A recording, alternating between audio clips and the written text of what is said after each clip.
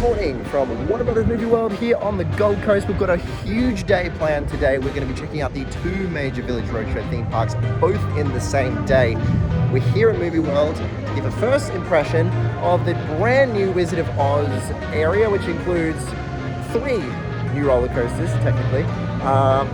So we're going to head straight there and check that out and give you a review of all of the pros and cons, what they've done well, what they might need to improve here on these brand new rides, which are just a few weeks into operation. Let's go straight there and check them out. Now we have got a few thunderstorms on the horizon, but they are forecast to break up and go away, so hopefully there won't be any issues today. We're heading straight down to check out the Wizard of Oz Precinct for the very first time. All right, here we go.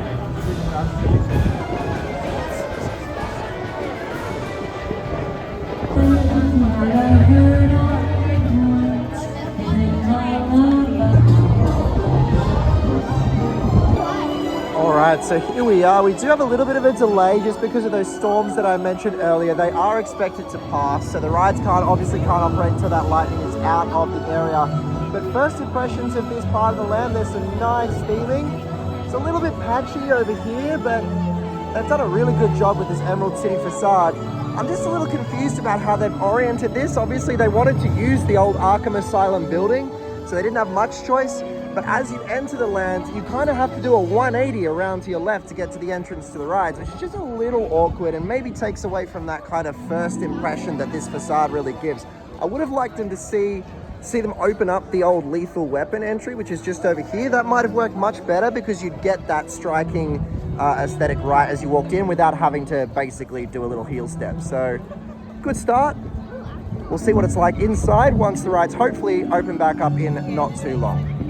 Now, something I have noticed that I've been told about in previous reviews, it looks like they've fixed it up a little bit. There are a few more bins around. I noticed that some people said there were not any bins in the area, but the one thing that is still blatantly missing is seating. There's absolutely nowhere for people to sit down, and people are just sitting on these platforms and kind of trampling the gardens. This garden bed here is already completely bare. So I'd like to see them just, all you have to really do is throw in a couple of benches. Hopefully they'll do that as well in the coming days.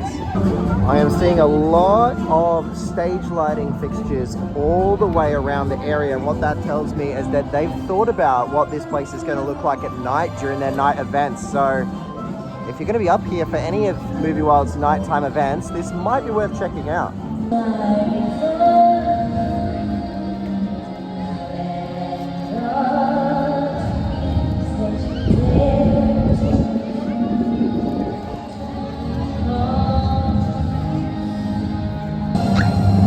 We have movement into the Emerald City. Just heard a very good performance by one of the performers playing Dorothy of Somewhere Over the Rainbow. And we're about to get our first glimpse inside the Emerald Palace.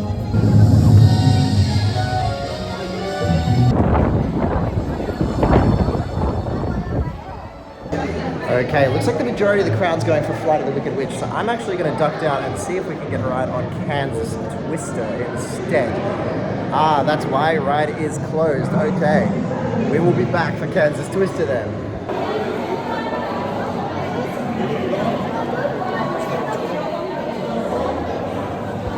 So I'm loving this. This looks very impressive. I will say it's just such a big open space. I wonder if they could have done something in here. Oh, here's the wizard.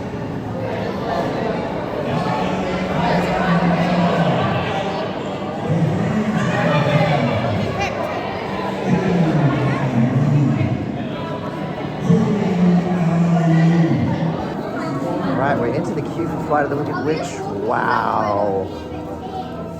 Whoa. This is incredible. That's so awesome. Use of the mirrors and the lighting. I'll up through here. Oh, the black lighting. Haunted Forest, Witch's Castle. Here we are into the Haunted Forest, and loving the use of the UV lighting. This is very cool. Alright, here's critique number 1. So that was really well done. That was excellent theming up there. But we walked through it in about 30 seconds flat, and now where we're actually waiting is, yeah, just black walls. So, we'll see how we go as we get further up the queue. Here we are.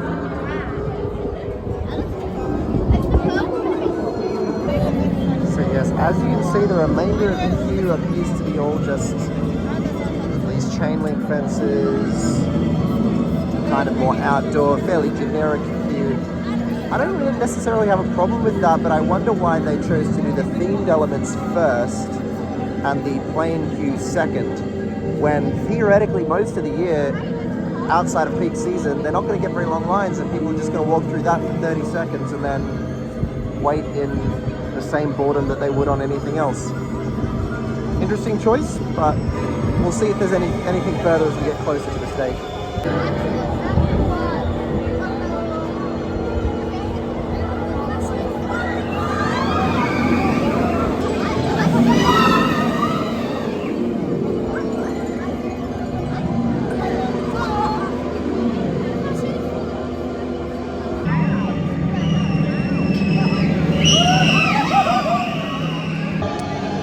Say quietly, cycle times here are terrible. Gambaya World makes this look embarrassing. Yeah, I would not be surprised if I wait over an hour for this because it's only capable of running one train and they are not dispatching fast at all.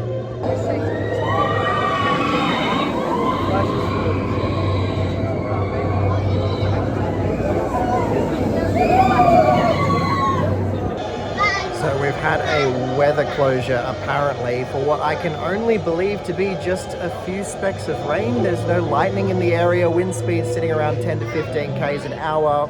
These coasters are capable of running in wind speeds of up to 50 k's an hour, so I don't know, it's not that.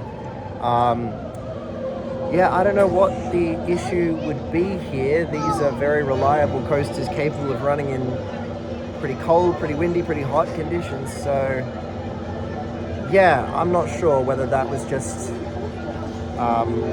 PR talk and it's not actually about the weather, or if maybe they're having early teething issues with this ride, but safe to say, I haven't been too impressed with operations so far.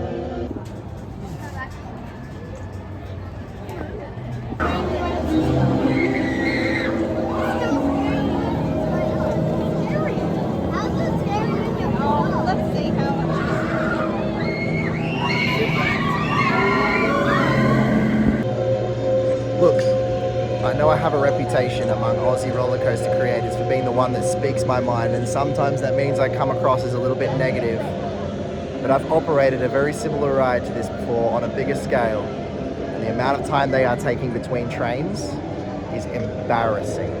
I would be humiliated if it took me that long to dispatch a train for any reason other than some sort of major issue. This is a farce.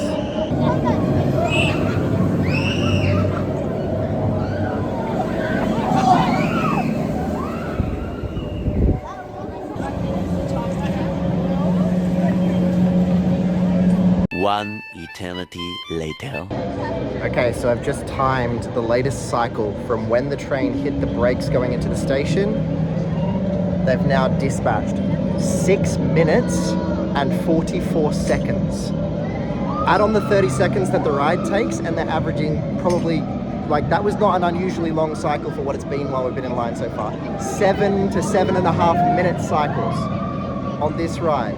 Cut to Jake from the future because I'm going to sit down and do the maths on what that means for what capacity this ride is supposed to be capable of and what capacity they're doing, because it's bad. It's really, really bad. Okay, look, I hate to be uber critical at this point, but another thing I want to point out is that they're holding the line outside the entrance here, but there is barely a semblance of shade, and it's meant to get to like 30 something degrees and quite humid today. I think there's an extreme heat warning. I feel like you can't have it both ways. If you don't want people entering the entrance until they're getting on the ride, then like, how much does a shade sail cost, really?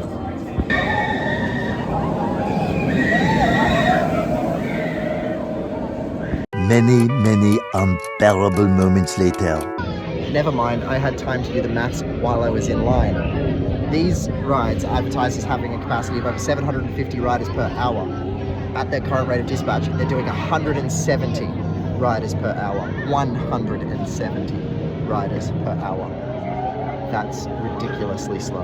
I'm sorry, it's unexcusable. And I'm gonna, once I get to the station and see exactly what's going on, you'll know. But that might be an hour away.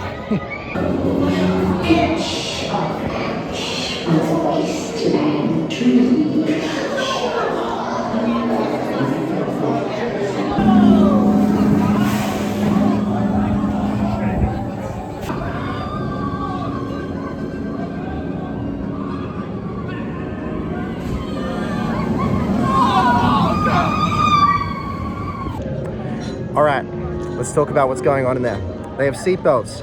You're not allowed to do your own seatbelt. I assume for public liability reasons. They do it for you. That slows down things immensely already. They have not signposted the exit clearly enough. People get very, very lost.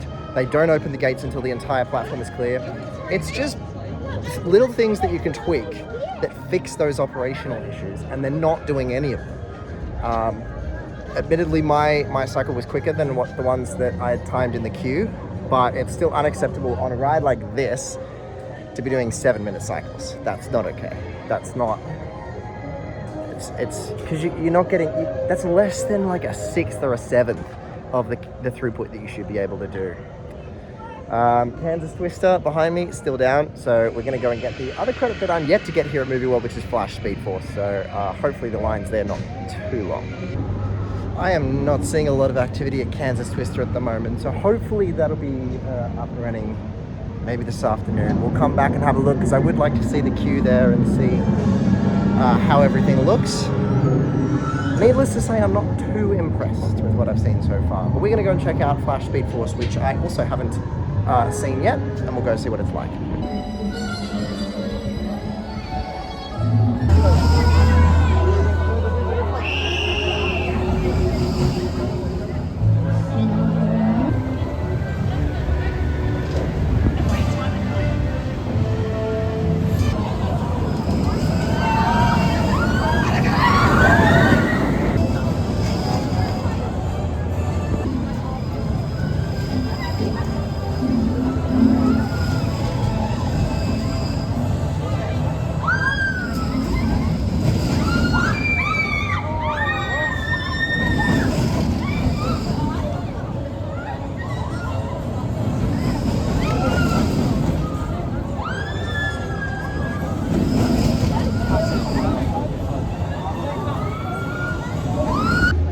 Okay, Flash Speed Force done. It runs a little rough. You could really feel the track joints in between there. But you know, that's kind of what we expected. It's an old ride, so whatever. Nothing truly special. I'm gonna go sit down, get something to drink, go to the bathroom, that sort of thing. And I'm not sure if we're gonna see any more luck with Kansas Twister, so we might have to go and just get a ride on some of the old classics here. DC Rivals, baby. All right, lines look really busy, so we have made a reservation to ride DC Rivals backwards, and it looks like I can go straight up there right now, so we're gonna do that right now. Because I don't see myself getting on it unless I do that. Then we might go see what the line for Superman is like. I've had it confirmed to me by Riley from That's So Mid that Kansas Twister is on unscheduled maintenance. Don't know what the story is there, but yeah, let's just say not the greatest first impression of Wizard of Oz. I'm not sure why those rides would be particularly unreliable, as they are clones. They exist elsewhere in the world already, and they're quite reliable and common ride models. So yeah, not sure what's going on there. Well, let's go ride DC Rivals. I'm sure that'll cheer me up. Very glad to see they've freshened up the signage here, but it used to be 3D. It used to pop out a little bit. So I think that's a bit of a downgrade, but at least it's not like all faded like it was before. Oh yeah, safe to say. Long lines today, and it is running one train as well. That's rough.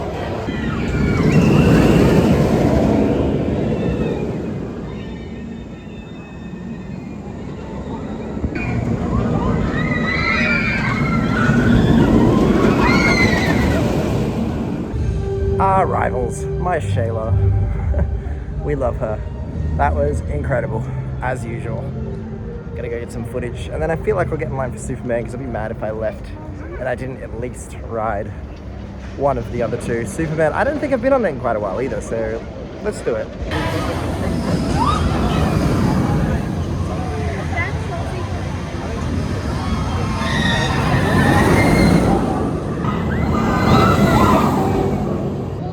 And Superman has gone down. By the looks of things, it was a full ride evac. They're evacuating people out through some of the emergency exits. I'm gonna be real with you, it is incredibly hot. It has been a pretty miserable day. The lines are very, very long and the operations are very, very slow. Green Lantern's line didn't look that long, maybe I'll do that instead, but I am not gonna hang around here much longer. There'll be a full discussion of this day and all of the different things that I think Movie World needs to fix with both their new rides and their old rides. Coming very soon. I'm sorry that this has been such a downhearted vlog. I really don't like doing this kind of thing. I really want my channel to show the best of theme parks and to be fun. But when it's like 35 degrees and you've had such a miserable day waiting in line with just the slowest operations of all time, I'm just tired, man. Like, it's really hard to stay upbeat when this is the kind of experience you're getting. So, look, I'm gonna go on Green Lantern. Hopefully that'll be a bit of a, you know, good ride. Haven't been on it in a while. Doesn't look like the line is too long. And we'll make a call then and see if I feel like sticking around for any more rides, because Kansas Twister is definitely not opening, so that's tough. Like, I just want to say again, like, I'm actually sorry, guys. Like, I'm really sorry. I know that you come and watch my vlogs and stuff because you want to see, you know, the best of roller coasters and see me having fun on roller coasters and, you know, enjoying my day and having, you know, sharing the fun with you guys. And like, I've always been, you know, someone who's willing to be critical where necessary, but I just really have not seen anything today worth talking positively about. Like, rides going down left, right, and center. Kansas Twister closed for the day. It's a brand new Vekoma. I don't know what's happened there. Terrible operations, long lines, and it's absolutely stinking hot. Like, yeah, I'm sorry, guys. I know this is not going to be good content, and that sucks for me too. Yeah, I'm sorry this has been so miserable.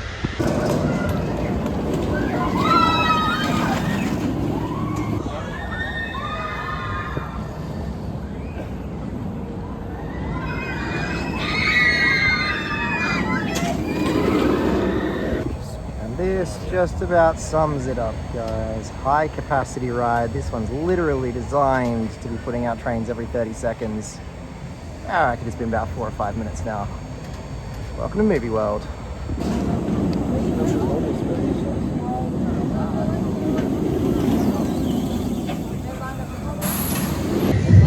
All right, good little ride on Green Lantern to finish the day. I'm actually going to head to SeaWorld because, yeah, it's not the best day here, so maybe we can get a ride on Leviathan and make it a bit of a better finish to the day. That's going to wrap it up here from Warner Brothers Movie World.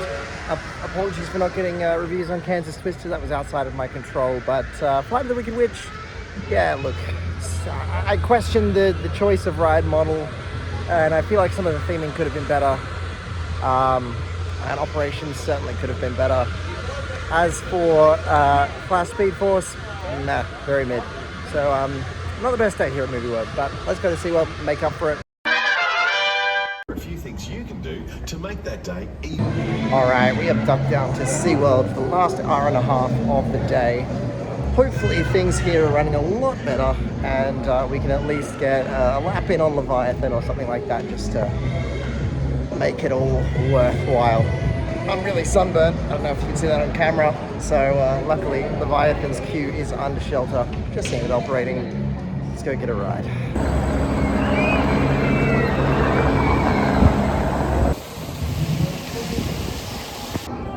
Looking too bad here in the afternoon. Two short queues.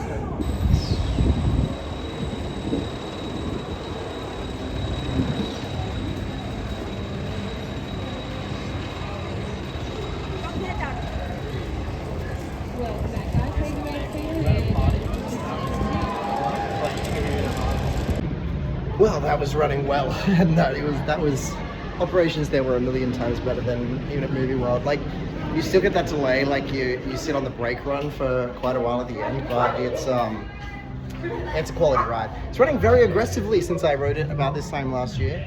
It's got that classic Kukulin kind of rattle to it.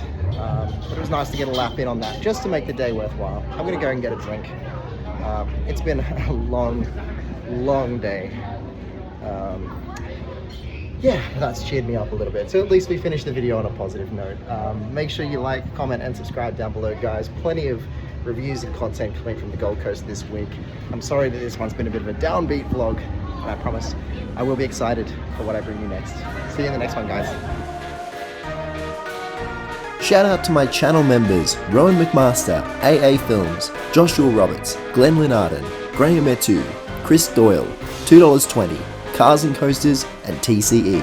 Thank you for making all of this content possible.